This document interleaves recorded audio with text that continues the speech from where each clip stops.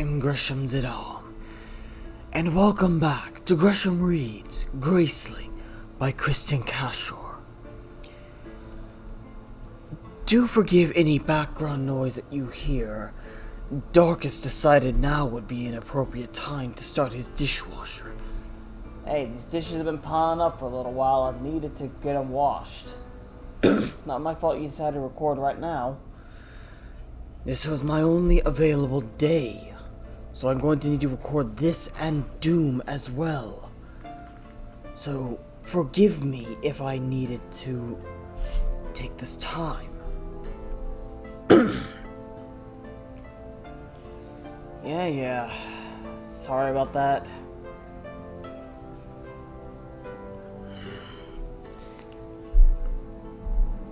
Anyways, last time,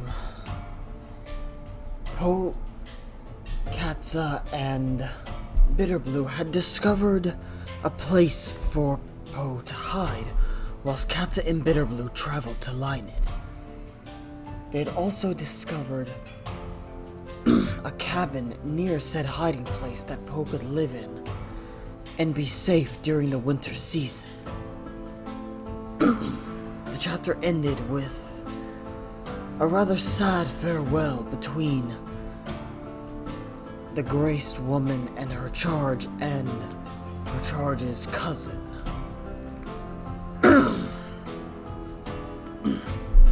Forgive me, my throat is irritating me a bit today. Ironically enough, it is me coughing instead of Darkus. Yeah, it is kind of weird that you walked in with a cough. You don't have, like, COVID or anything, do you? No, your human diseases do not truly affect me in that sense, so I do not have it. True, you're a demon. A dream demon, specifically.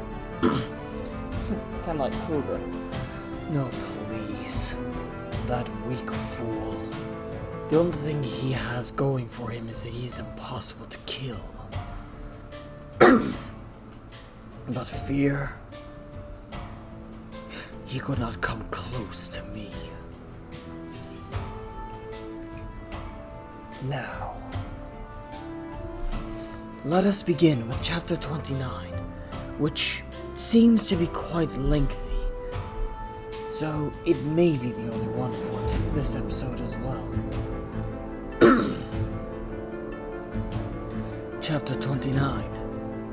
They followed the edges of the Monsean mountains and pushed the poor horse south.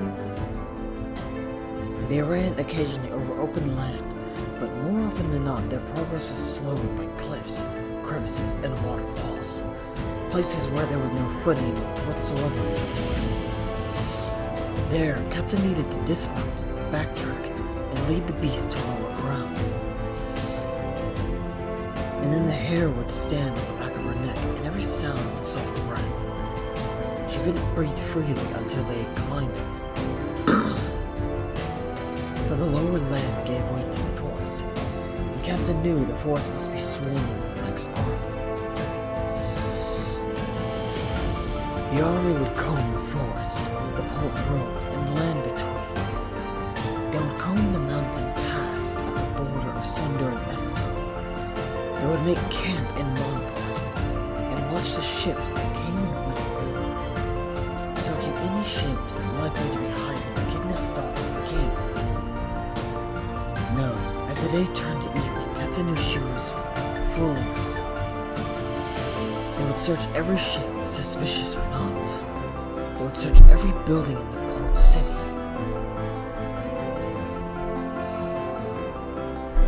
They would comb the coastline east of Monsean and west to the mountains, and search every ship that chanced to approach the Monsean shore.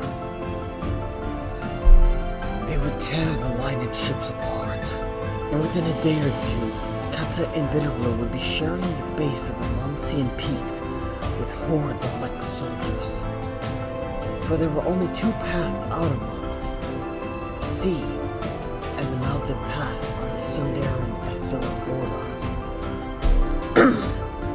If the fugitives weren't found on the port road or in the forest, If the fugitives had not appeared on the mountain pass in Mongolia, or aboard a ship, then Lek would know they were in the mountains, trapped by forest and sea, with the peaks that formed the border of Monsea and Sunder at their back. When night fell, Katsa built a small fire against a wall of rock. "Are you tired?" she asked Bitterblue. "Yes, but not terribly," the child said. "I'm learning to sleep on a horse." "You'll have to sleep on the horse again tonight," Katsa said, "for we must keep moving. Tell me, Princess, what do you know of this mountain range?"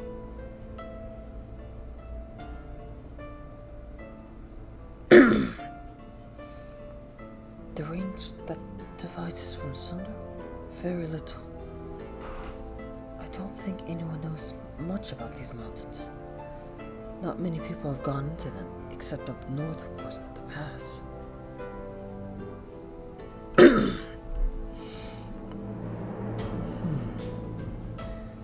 Katsa dug through her bags and unearthed the roll of maps.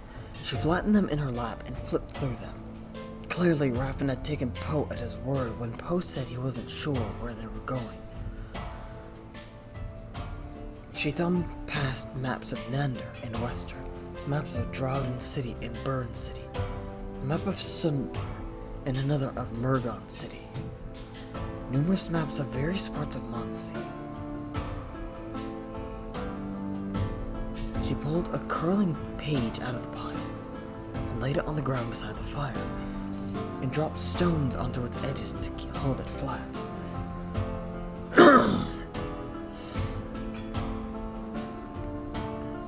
Then she sat back on her heels and studied the princess, who stood guard over the roasting quail.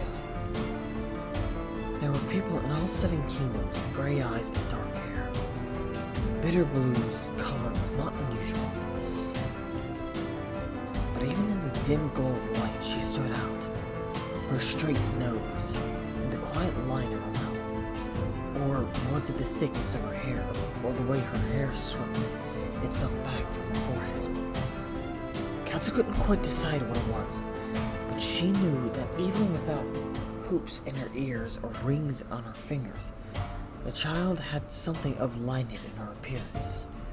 Something that went beyond her dark hair and light eyes. In a kingdom searching desperately for a 10-year-old child of a lineage mother, Bitterblue would be very difficult to disguise. Even once they did the obvious, cut her hair, change her clothes, and turn her into a boy. And the child's companion was no less of a problem. Katsa did not make as convincing a boy in daylight as she did in the dark. And she would have to cover her green eye somehow. A feminine boy with one very bright blue eye, an eye patch, and a languid child attract more attention in daylight than they could possibly weather. And they couldn't afford to travel only at night. And even if they made it as far as Monport without being seen, once they were seen, they would be recognized instantly. They would be apprehended, and she would have to kill people. She would have to commandeer a boat or steal one. She who didn't know the first thing about boats. Lek would hear it and know exactly where to find them. Her eyes dropped from the princess to the map on the ground before her. It was a map of the Sunderan Monsean border map, and impassable Monsean peaks. If Poe were here, he would suspect what she was thinking. She could only imagine the monstrous argument they would be having. She imagined the argument because it helped her come to her decision.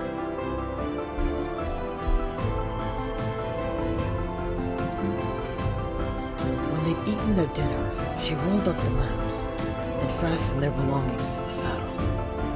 Up you go, Bitterblue. We can't waste this night. We must move on. Poe warned you not to run the horse ragged, Bitterblue horse is about to enjoy a very thorough rest. We're headed into the mountains, and once we get a bit higher, we'll be setting off. Into the mountains, Bitterblue said. Deeper into the mountains. Katsa scattered the remains of their fire. She dug a hole with her dagger to hide the bones of their dead. There's no safety for us at Monsea. We're going to cross the mountains into Sunderan. Bitterblue stood still beside the horse and stared at her. Across the mountains? These mountains here? Yes, the mountain pass at the northern border will be guarded. We must find our own passageway here.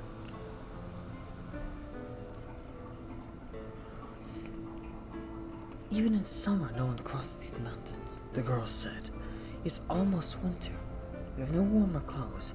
We have no tools, only your dagger and my knife. It's not possible. We'll never survive. Katsa had a response to that, though she knew none of the particulars. She lifted the girl into the saddle and swung onto the horse behind her. She turned the animal west. She said, I will keep you alive.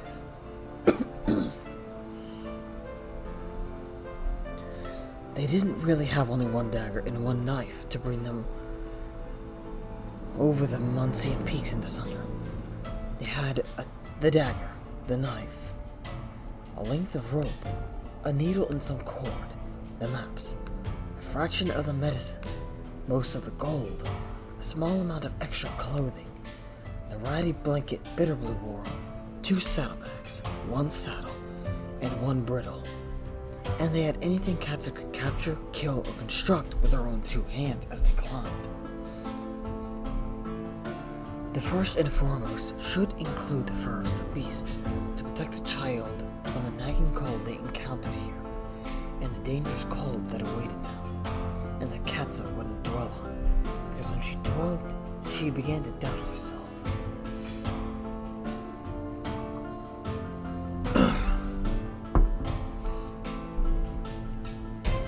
She would make a bow, and possibly snowshoes, like the ones she'd worn once or twice in the winter forest outside Raina City. She thought she remembered how snowshoes looked, and how they worked. When the sky behind them began to lighten in color, Katsa pulled the child down from the horse. They slept for an hour or so, huddled together in a mossy crevice of a rock. The sun rose around them. Katsa woke to the sound of the girl's teeth chattering. She must wake Bitterblue, and they must get moving before the day was out. She must have a solution to the cold that gave this girl no rest.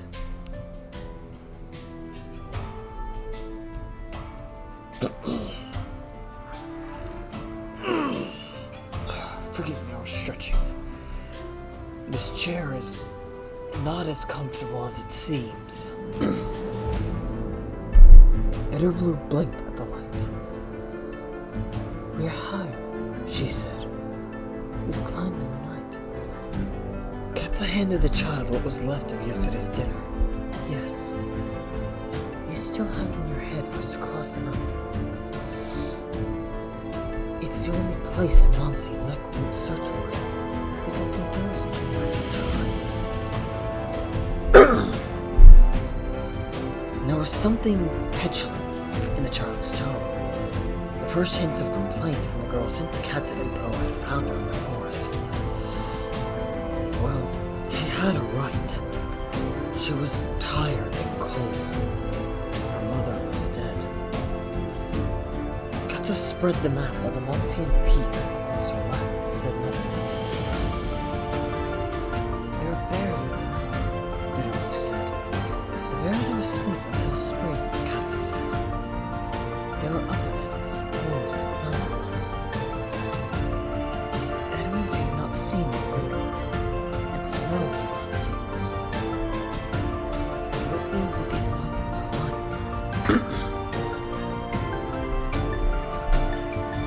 Between 2 mountain peaks on Katsa's map, there was a path that seemed likely to be the least complicated route into Sunderan.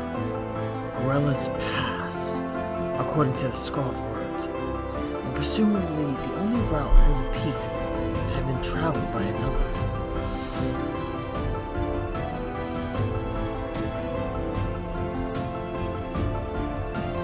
Katsa rolled up her maps and slipped them into her saddlebag. She hoisted the girl back up into the saddle. "Who is Grella?" she asked. Bitterblue snorted and said nothing. Katsa swung onto the horse behind the child. They rode for a number of minutes before Bitterblue spoke. "Grella was a famous Monsean mountain explorer," she said. "He died in the past that bears his name." "Was he graced?" "No, he wasn't graced like you, but he was mad like you." The sting of the remark didn't touch Katsa.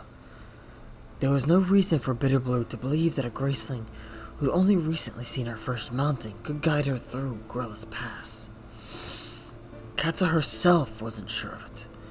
She knew only that when she weighed the danger of the King of Monsea against the danger of bears, wolves, blizzards, and ice, she found with utter certainty her grace to be better equipped to face the mountains. So Katsa said nothing, and she didn't change her mind. When the wind picked up, and Katsa felt Bitterblue shivering, she drew the child close, covered her hands with her own. The horse stumbled its way upward, and Katsa thought about their saddle. If she took it apart and soaked it and beat it, its leather would soften. It would make a rough coat for Bitterblue, or perhaps trousers. There was no reason to waste it, if it could be made to provide warmth. Very soon the horse would no longer need it. Would need it no longer.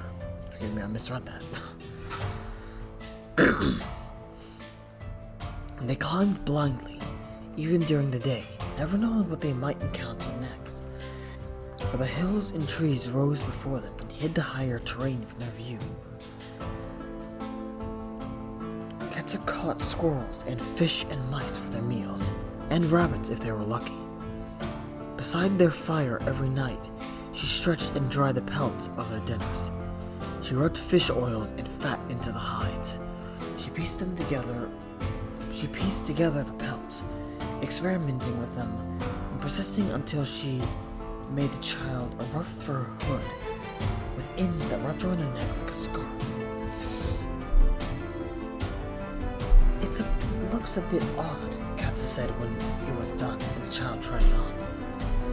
"But vanity doesn't strike me as one of your qualities, Princess." "It smells funny," Bitterblue said, "but it's warm." That was all Katsa needed to hear. The terrain grew rougher, the brush wilder and more desperate looking. At night, as the fire burned and Bitterblue slept, Katsa heard rustles around their camp that she hadn't heard before. Rustles that made the horse nervous, and howls sometimes, not so far away, that woke the child and brought her shivering to Katsa's side, admitting to nightmares.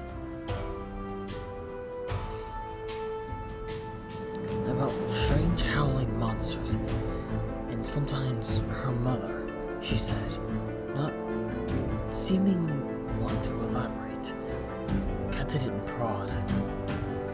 It was one of these nights when the sound of wolves drove the child to Katsa, and Katsa set down the stick she was whittling into an arrow and put her arm around the girl. She rubbed warmth into Bitterblue's chapped hands, and then she told the child, because it was on her mind, about Katsa's cousin Raffin, who loved the art of medicine and would be 10 times the king his father was, and about Helda, who had befriended Katsa when no one else would, and thought of nothing but marrying her off to someone, and about the council, the night Katsa and old Gideon had rescued Bitterblue's grandfather. And Katsa had scuffled with a stranger in Murdoch's garden and left him lying unconscious on the ground. A stranger who turned out to be Poe. Bitterblue laughed at that, and Katsa told her how she and Poe had become friends. Now Raffin had nursed Bitterblue's grandfather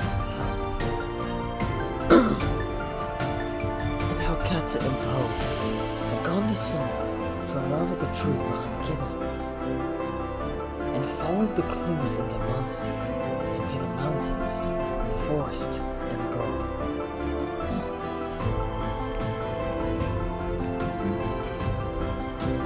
You aren't really like the person in the stories, Bitterblue said. The stories I'd heard before I met you. Katsa braced herself against the flood of memories that never seemed to lose their freshness. It always made her ashamed. The stories are true, she said. I am that person. But how can that be? You wouldn't break an innocent man's arm, cut off his fingers. I did those things for me, Katsa said. At a time when he had power. And Katsa felt certain that they were doing the right thing. To climb towards Grellad's Pass, to the only place Lek wouldn't follow, because Katsa couldn't protect Bitterblue unless her power remained her own. Her arm tightened around the girl. You should know that my grace isn't just fighting, child. My grace is survival. I'll bring you through these mountains. The child didn't answer, but she put her head on Katsa's lap, curled her arm onto Katsa's leg, and burrowed against her. She fell asleep like that, to the howl of the wolves. Katsa decided not to pick up her whittling again. They dozed together before the fire, and then Katsa woke and lifted the girl onto the horse. She took the reins and led the beast upward through the Monsean night.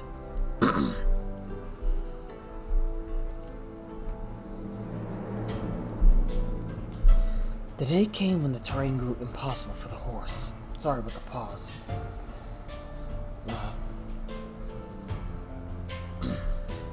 Katsa didn't want to kill the animal, but she forced herself to consider it. There was leather to be gotten from it. And if he were left alive, he would wander the hills and give the soldiers who found him a clue to the fugitive's location. On the other hand, if Katsa killed the horse, he couldn't possibly dispose of his entire body. They would have to leave the carcass on the mountainside for the scavengers. And if soldiers found it, its bones picked clean, it would serve as a much more definite marker of their location and direction than a horse wandering free. Katsa decided with some relief that the horse must live. They removed his bags, his saddle, and his bridle. They wished him well and sent him on his way. Excuse me. They climbed with their own hands and feet, Katsa helping Bitterblue up the steepest slopes and lifting her onto rocks too big for her to climb. Thankfully, on the day she had slid down the walls of her castle, clinging to bedsheets, Bitterblue had worn good boots, but she tripped over her ratty dress. Finally, Katsa cut the skirts away and fashioned them into a crude pair of trousers. The girl's passage after that was faster and less frustrating. The saddle leather was stiffer than Katsa had anticipated. She fought with it at night while Bitterblue slept, and finally decided to cut the girl 4 makeshift leggings, one for each lower leg and one for each upper leg, with straps to tie them in place over the trousers. They looked rather comical, but to give her some protection from the cold and the damp.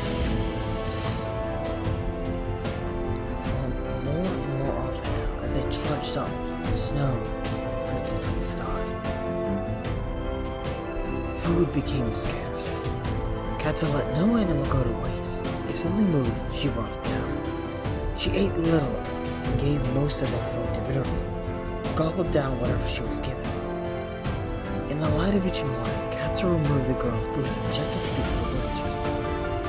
She inspected the girl's hands to make sure that her fingers weren't frostbitten. She rubbed ointment into Bitterblue's cracked skin. She She handed Bitterblue the water flask every time he stopped to rest, and Katsa stopped them often for his rests. She had begun to suspect that this child would collapse before admitting she was tired. Katsa was not tired. She felt the strength of her arms and legs and the quickness of her blade. She felt most acutely the slowness of their pace. At times, she wanted to hoist the child over her shoulder and run up the mountainside at full tilt. But Katsa suspected that eventually on this mountain she would need every bit of her Graceling strength, so she must not exhaust herself now. She curbed her impatience as best as she could, and focused her energies on providing for the child. The mountain lion was a gift, really, coming as it did at the beginning of the first true snowstorm they encountered. The storm had been building all afternoon. The clouds knitted together, snowflakes swelled and sharpened. Katsa made camp at the first possible place, a deep crevice in the mountain sheltered by a rocky overhang.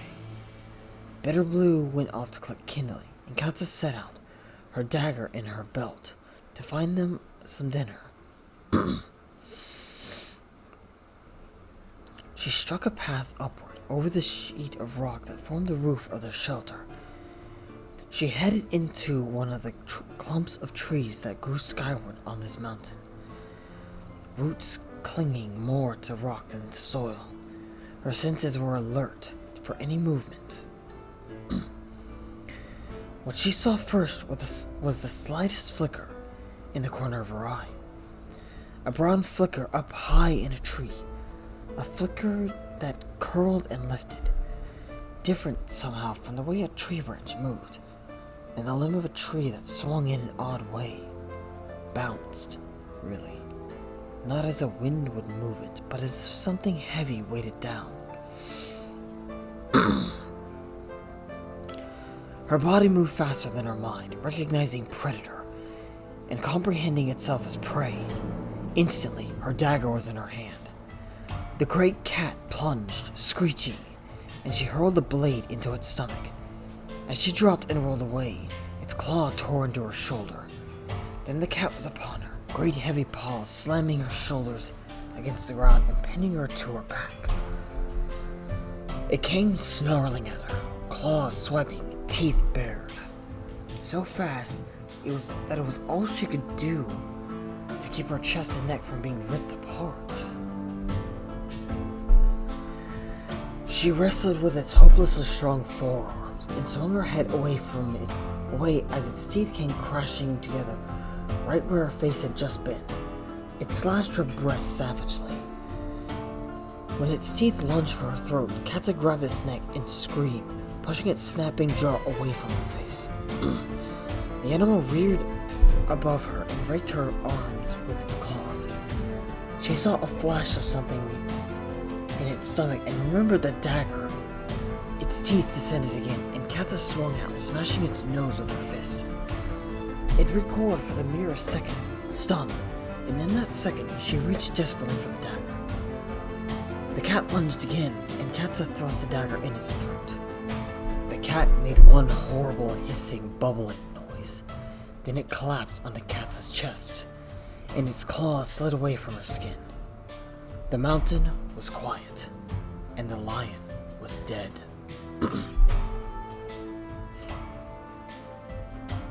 Katsa heaved the cat away, and propped herself onto her right elbow and wiped the animal's hot blood out of her eyes. She tested her left shoulder and winced at the pain. She choked back an enormous surge of irritation that she should now have an injury that might slow them down. And she tore open her coat and sighed, disgusted at the gashes in her breast that stung almost as badly as those in her shoulder.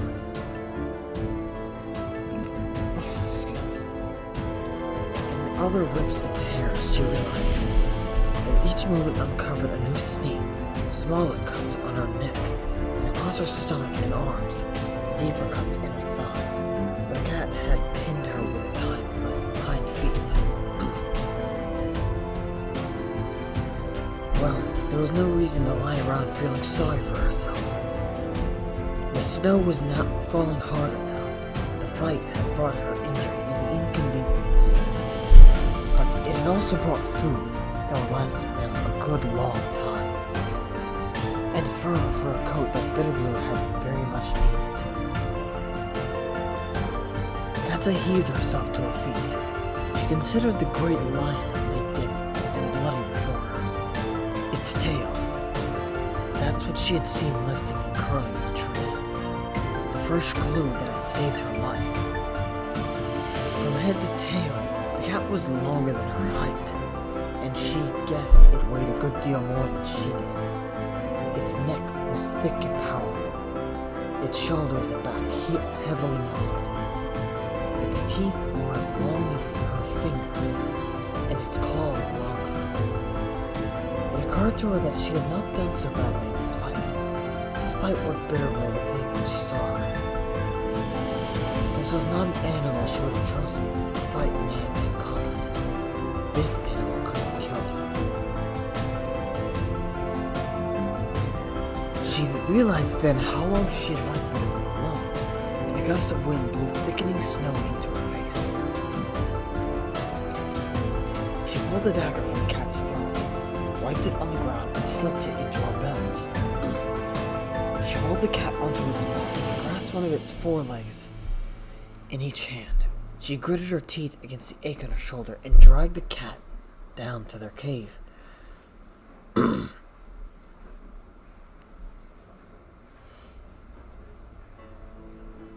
Bitterblue ran up from the camp when she saw Katsa coming.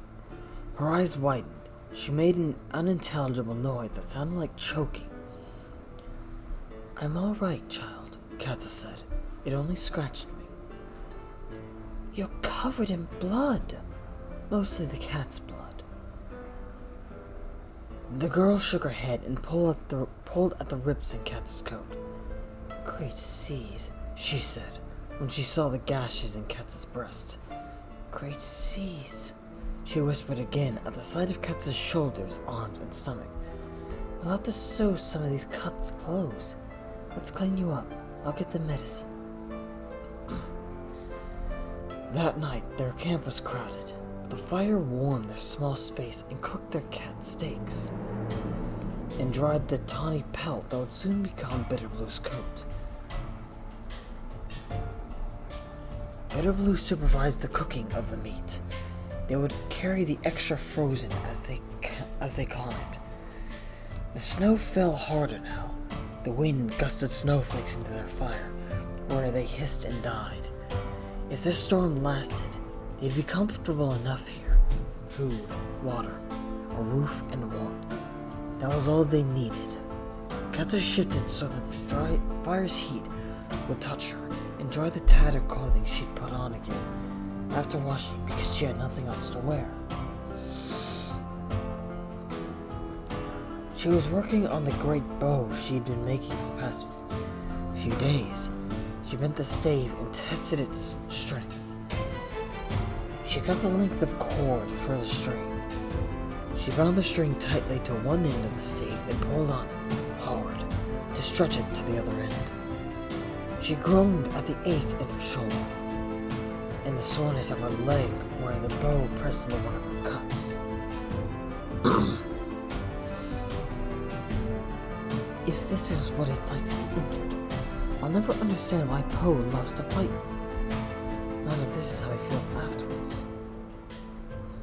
I don't understand much of what either of you do, the girl said. Katsa stood and pulled experimentally at the string. She reached for one of the arrows she'd whittled.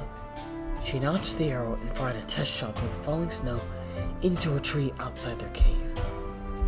The arrow hit the tree with a thud and buried itself deeply. Not bad, Katsa said.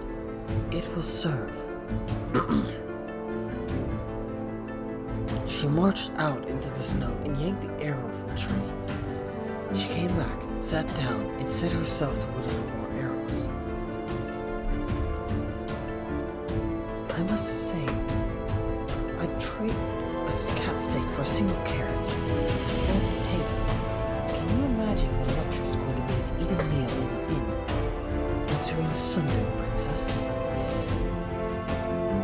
Bitterblue only watched her and chewed on the cat meat. She didn't respond. The wind moaned, and the carpet of snow that formed outside their cave grew thicker. Katsa fired another tester into the tree and tramped out into the storm to retrieve it. She stamped back again and knocked her boots against the wall to shake her. Off the snow, she noticed that Bitterblue's eyes still watched her. What is it? What is it, child? Bitterblue shook her head. She chewed a piece of meat and swallowed. She pulled a steak out of the fire and passed it to Katsa. You're not acting particularly injured. Katsa shrugged. She bit into the cat meat and wrinkled her nose. I've been fantasizing about bread myself, Bitterblue said. Katsa laughed. They sat together companionably, the child and the lion killer, listening to the wind that drove the snow outside their mountain cave.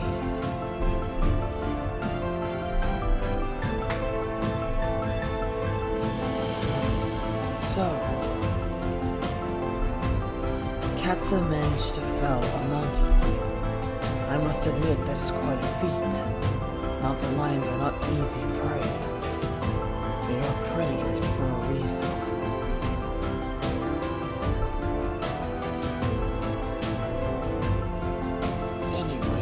I am feeling somewhat drowsy at the moment. I believe I'll take a moment's rest before moving on to my next recording.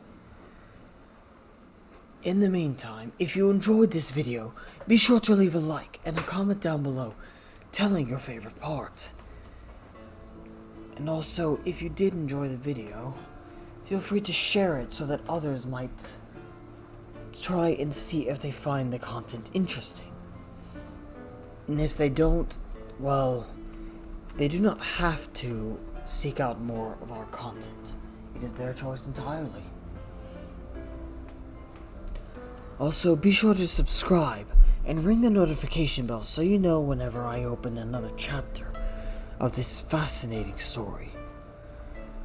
In the meantime, I will see you all in the next video. I am Gresham, and I do hope you have a good day.